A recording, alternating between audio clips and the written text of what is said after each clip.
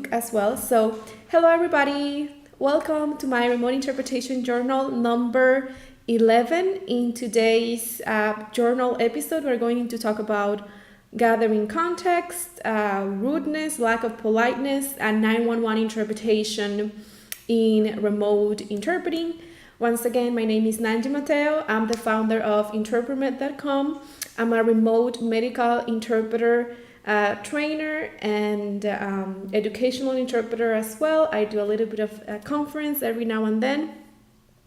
So yeah, let's just get started. We're going to spend about 10 minutes or so talking about my experience as a remote medical interpreter and some insights that I hope you can learn from.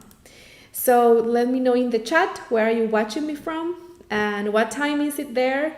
Let me know who's listening and let's get started. So first, I would like to talk about context gathering in remote interpretation. So we know that for in-person interpreters, they have a pre-session where they say they state their confidentiality, accuracy, transparency statements, and that's a standard also in remote interpretation. You say, hey, you introduce yourself, you tell them to speak in short phrases, you tell them to speak directly to the other party, etc. But I think I have added one element to the pre-session that I believe is transformative for remote interpreters, and it's a context gathering question. And this is not included in any of our codes of ethics or standards of practice or in any company protocols that I have seen. And I have worked for so many agencies, and none of them have a context gathering question in the pre-session. So what is a context gathering question? It's a simple question where you ask, what are we going to discuss with the patient? Or what are we going to discuss with the Spanish speaker if you're a Spanish interpreter, or the Urdu, Hindi, or whatever? What are we going to discuss with them, right? What's the nature of the call? It's really important to know this. It's really important to know who is with the patient. Are we going to dial them out? Are you going to transfer the call? Are you going to connect them to the line? So just a very shortened version of this context gathering question will be, what are we going to discuss with the Spanish speaker, and who is with the Spanish speaker, who is with the patient? And this gives you the context to know, okay, that maybe they're in a hospital, they're with their family, they're by themselves, they're on the other line. So it helps greatly how the interpretation is going to take place from that point onwards. As an in-person interpreter, you gather all the context because you see it, right? You see the family who is with the patient, you see the context, the situation, the environment, and you can gather all of those clues. But for us remote interpreters, we have to ask for those for that context. Otherwise, people are not going to give it to you because they take that for granted, and they don't really understand that you are on the other side of the line without sometimes being able to see them or to understand what happened before the call or what's going to happen after the call. Sometimes you don't know, you're just there for a few seconds or for a few minutes rather. So very important to ask this question. What's the nature of the call? What are we going to discuss? And who is with the patient? I always ask this question. I started doing that this week, and it's been great. Sometimes people are like, shocked, like, why are you asking me this? Because nobody asked this, but I find it incredibly helpful, so I can have some context right off the bat and not having to struggle and figure it out as I go. So let me know what you think about it. Let me know in the chat if you have any comments. I'm going to open the chat on Facebook. And hello, Mariana Orozco, 9:48 a.m. in Arizona. Great, thank you. It is 12:51 a.m. in the Dominican Republic.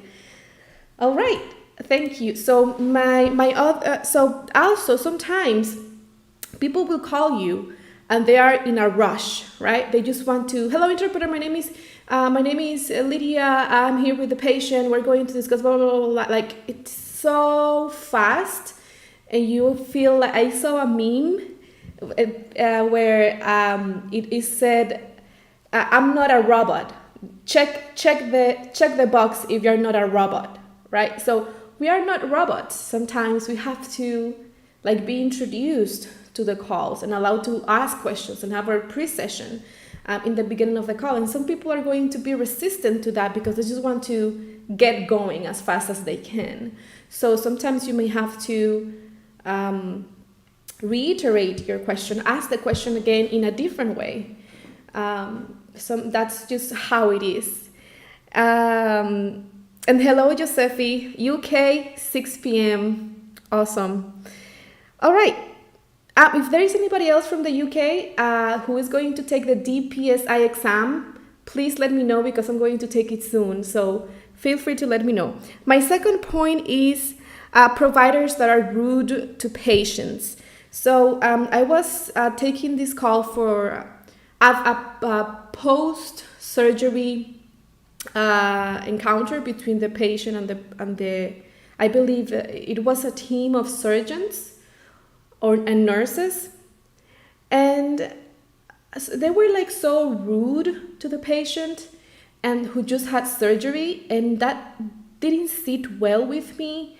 But I had to like try to keep my feelings to myself, and I had to fight against following this rude pattern that the nurses and the surgeons were setting. So they were talking to the patient very, very fast, very quickly. It seems like he was a homeless patient, and I think he was queer as well. And for some reason they were just being just passive aggressive to him. But I had to fight to not follow that passive aggressiveness, or not be as rude, or not try to be as going as fast as they were going, trying to rush this through and just get it done and over with.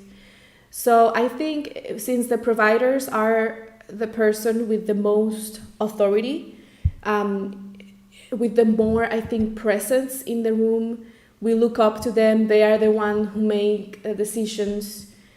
Sometimes we may feel compelled to side with the provider and act like the provider and do what the provider wants and what they say, and sometimes we are doing that in detriment to the I don't know how to explain it. Remember, these sessions are very spontaneous, so I'm just thinking out loud. Let me know in the chat if you have felt that you have to try to fight against not following whatever rudeness pattern the provider is setting in the room, because you feel like compelled to do so. So I think it's just really important to always be polite. In Spanish, we have there is an idiom that says hacer el bien sin mirar a quién, right? If somebody can translate that for me, that would be great. It means you have to do what's right no matter who you are around with. So I think that's important to keep in mind whenever we are interacting in a medical encounter. Now, the third insight and last insight of the day, I was interpreting for 911, and maybe some of you already read this online. And the 911 dispatcher was talking to the Spanish person who just had an automobile accident, and the Spanish-speaking person said that his head was hurting, and then the police arrived. As soon as the police arrived, the 911 dispatcher just said, "Okay, talk to the police," and hung up. And then the Spanish speaker asked, "Can you send me a Spanish interpreter, please? Because I cannot talk to the police." Of course, they don't speak English. And so I stayed along in the line with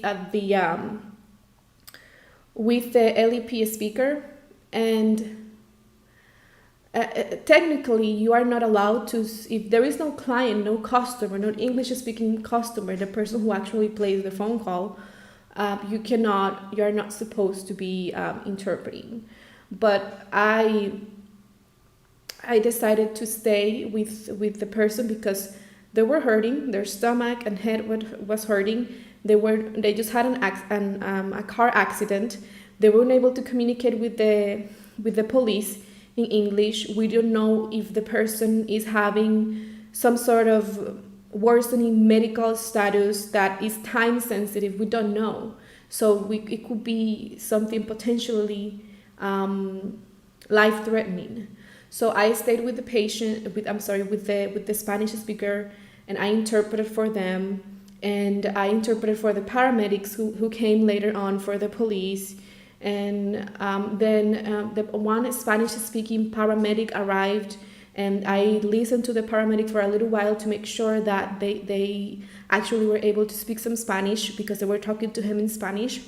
And then I asked him if he wanted me to stay on the line or if he was okay with the Spanish-speaking paramedic, and he said it was okay, and he thanked me. He was really thankful, because this is one of the things that as remote interpreters we can do to make remote interpretation a little bit more human, a little bit more amenable for everybody. It's just so easy to lose perspective and forget that we're actually dealing with human beings, with people who are sometimes in pain, in trouble, in an emergency, and sometimes it's more important to help the LEP person than following a protocol that is not going to actually help them in a situation, maybe a potentially life-threatening situation like this. So we have to think preventatively in those instances, and we want to make interpretation more human. So these are two principles that I believe I'm going to start applying into my interpretation. First, in the pre-session, asking for context gathering questions, and second, always try to build rapport, to empathize, to make things more personal, more human, more amenable for everybody. Because just because it's remote, it doesn't mean you have to be unengaged. That doesn't mean it has to be that way. Even if everything, the setting, people, the protocols, everything is conducive to make everything as impersonal as possible, you have to consciously try to make it personal and make it in a good way, in a positive way. So those were my insights for today. This is my journal number 11, and I have a CU course coming up real soon, and I'm very excited, and I'm going to let you all know once it's out. So keep an eye on our social media. And I just wanted to know, do you have any comments or any questions or any insights? Has that happened to you? Any interesting experiences interpreting for 911 calls, or providers who are maybe rude to patients or rushed providers? What has been your experience? I would like to hear from you. So I'm going to allow a few minutes for the video feed to catch up with me.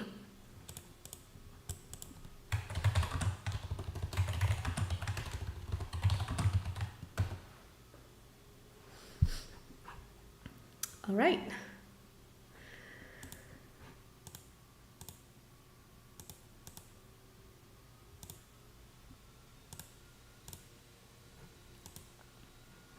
Okay, so I guess that was pretty much it then. You can always leave a comment later, and thank you so much for watching, and hopefully we'll see each other again. Bye.